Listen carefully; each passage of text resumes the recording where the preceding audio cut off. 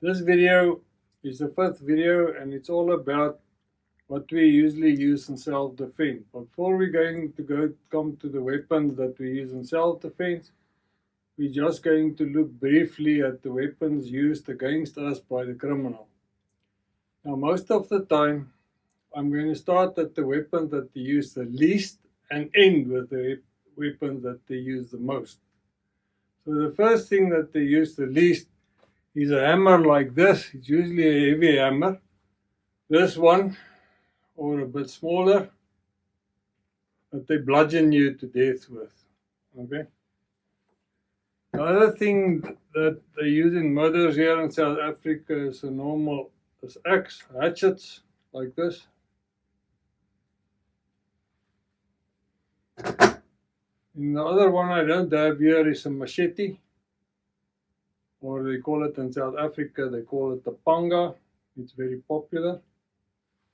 The other thing that's very popular is knives. Now knives, there's a lot of different knives that they use. Usually the bigger the better. But these simple knives like a normal kitchen knife like this one, it's pointy, it's sharp, it kills you easily, cuts you up, stab you full of holes. A knife that's a lot used in South Africa still is a okapi. It killed, over the years, it killed the most people here and also slaughtered the most sheep. It's a high carbon blade that you can sharpen absolutely razor sharp, that you can shave with it. It does rust, but that's not a problem in a knife. The whole thing is you want to get it properly sharp, and this thing becomes very sharp. Okay,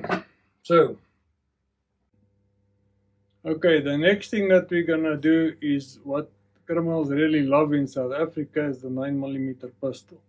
All kinds of 9mm pistols. Here's an old 9mm pistol that I got for 43 years already. I bought in 1979. Still popular. The ones after this was models that was made more, you can call it robust. So it's very popular. They take Glocks, 6 hours, doesn't matter. If it's a 9mm parabellum, it's very popular for the simple reason that ammunition here is so available and it's also around that they use in the army. So there's a lot of army stock that goes missing. There's a lot of army pistols that goes missing. And there's a lot of police weapons that goes missing. Here in South Africa, a lot of police stations was robbed of their firearms, which gets to be 9mm pistols as well.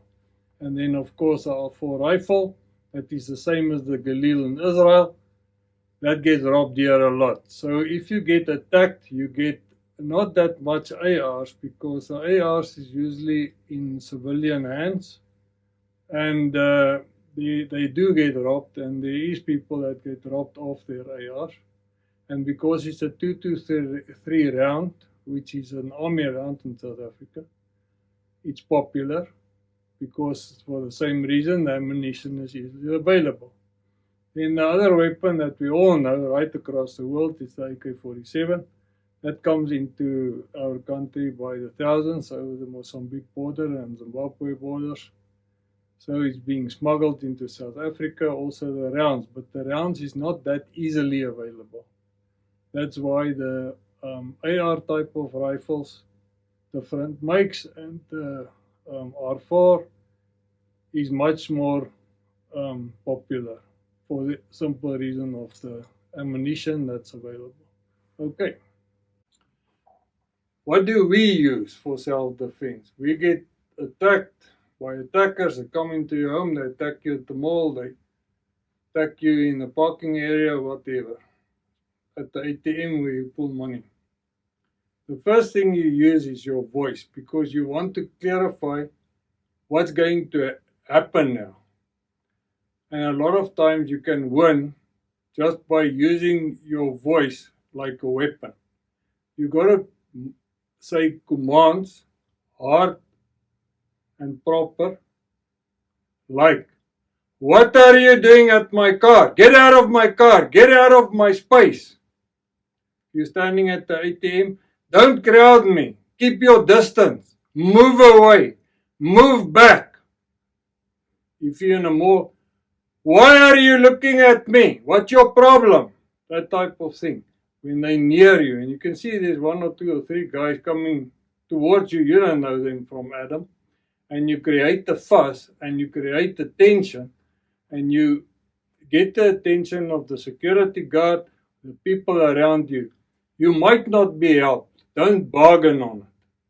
Because it happens a lot of time that people are stabbed to death right in between a lot of other people and robbed and mugged right with a lot of people around them and security guards, which do nothing.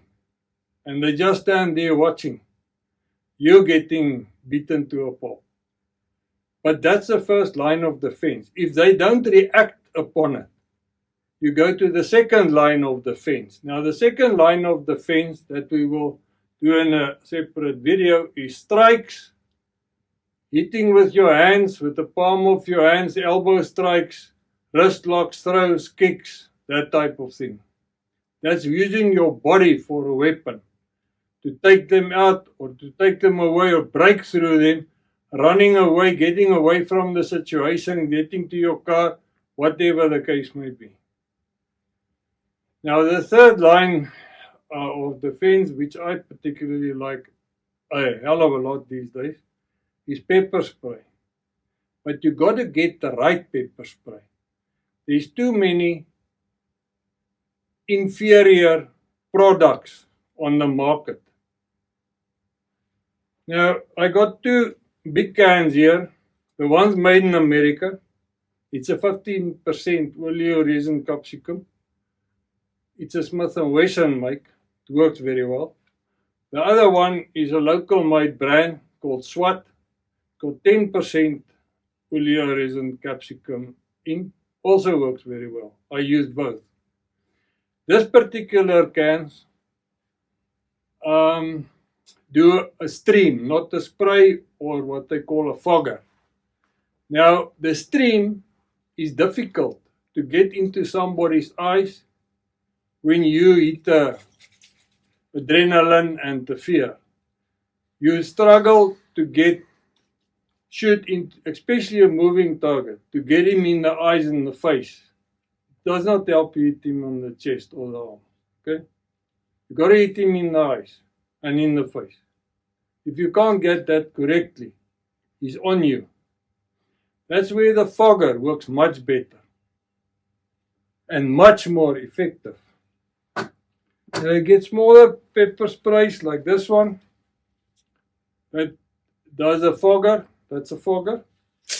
And you can strap it on your wrist like that when you go jogging, so you're protected all the time. And you can run with the pepper spray. It doesn't bother you. It's right on your arm. You can spray dogs that wants to bite you or people that wants to attack you or pull you in a car or whatever the case may be with the pepper. Then you get specialized tools like this. It's an aluminium rod.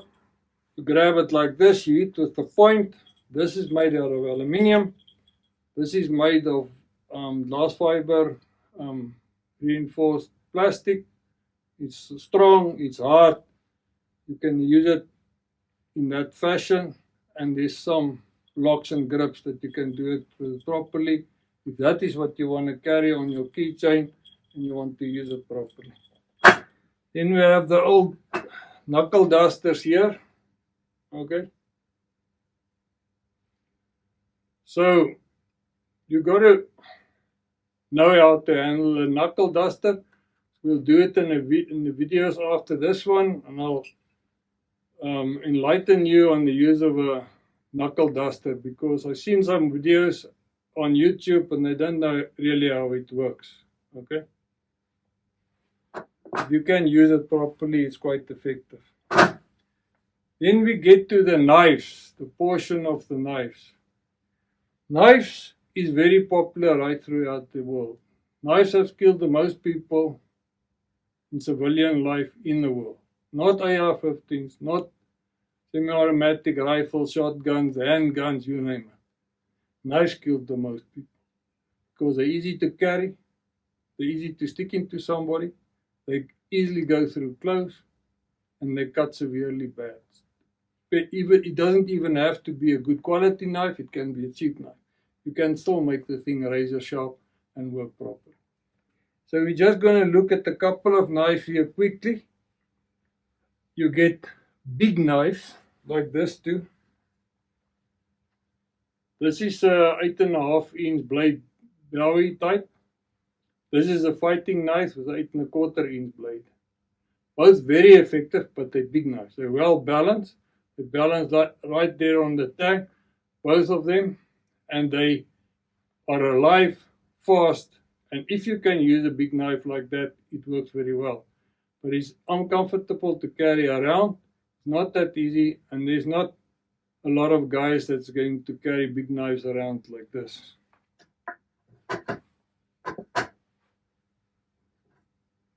This is to kitchen knives. Kitchen is the most dangerous place in the house, and that's where your knives usually hang around. But you can use a kitchen knife very well for self-defense if you know how to work with a knife properly. This is two small knives, really small knife, and you can use that fine and proper, and in the right hands they can be very lethal. This is a throwing knife for people that like knife throwing, to throw knives at the guy, but then you have to have more than one because you actually throw your weapon away. So if you miss the guy in reality, in real life, you must have backup knives to throw at him. Okay, then we go to the firearms. What we usually use, we use a revolver like this. This is the 357 Magnum Ruger Speed 6. It's an old gun. I bought it in 1982. You have about 50,000 rounds through it. It's a very good gun. It's well made. It shoots straight. You get them in the 38 Special, much smaller frame. Takes 5 shots. A 38 Special is lethal. So if you take this gun, is quite heavy and quite big. This other revolvers is quite small. And easy to carry, easy to use, and very accurate. Don't let them tell you a snub nose is not accurate. It's nonsense. It's the way the gun is built that makes it accurate or not. Okay? So you get better quality guns like everything in life, and you get some guns that's not that good in quality. 9mm pistols, very, very popular. This is a very old pistol. I bought it in 1979. Got 120,000 rounds through it. Still shoots straight. Still works well. I changed some of its parts inside that got worn out. That's the total truth. But it's a good gun. They made them very well. The CZs, they call it CZ in America. And they're really reliable. And that's what you want. You want a reliable firearm that shoots every shot that goes off. Doesn't jam on you under any sort of circumstances. That's very important. Okay? For home defense. And then there's the shotgun. If you use a pump action or a semi-automatic, I think they underrate the shotgun in a lot of ways as a self-defense weapon. It's absolutely, absolutely deadly. And you get a lot of different ammunition for it that you can load it with as big as the encyclopedia. So this is one of the oldest designs and also one of the most effective weapons that you can find. The others, the ARs and the lever actions and the things we'll do when we do guns.